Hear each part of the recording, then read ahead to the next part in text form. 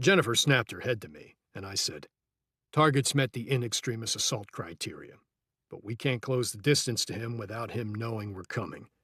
I don't want to get in a gunfight if he's armed, especially since I don't have a gun. I want you to make him turn around."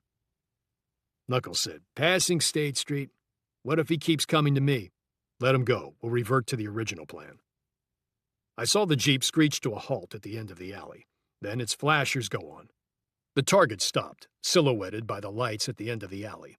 A flare exploded into life and floated in the air, landing 5 feet from the end of the alley. A second one followed. The target was about 100 feet away, standing still. I said, "Jennifer, just keep walking. When we get next to him, trap his hands." She didn't ask a single question, just shifted her purse, putting it over her neck and sliding it around to her back.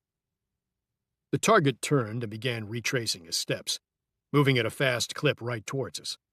He came abreast, saying, "Looks like they closed the exit." Jennifer reached out and grabbed both of his wrists with her hands. Shocked, he said, "What the fuck?" And I punched him straight in the mouth. A jackhammer blow with all my weight behind it. Jennifer let go of his hands and he flopped to the ground unconscious. I checked his pulse, found it steady, and said, "Grab the backpack." She did so, and we skedaddled towards the Jeep. Me saying on the net, "Fire it up, exfil." Knuckles backed into the street and we jumped in. He began driving down Cumberland saying, "Where to?" "The Robin team."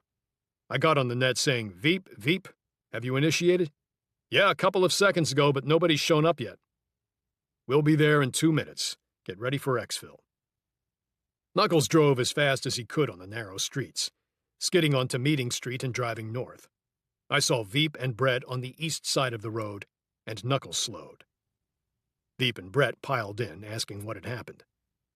I filled them in, ending with any luck, the police will make a connection to the pawn guy.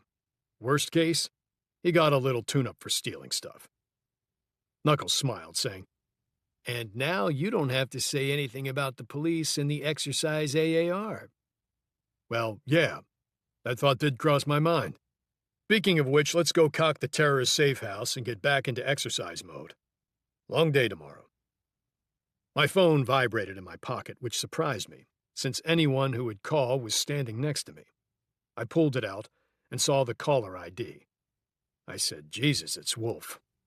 How in the hell does he already know what we're doing down here? Did Creed call his ass?" I got blank stares from the team and answered.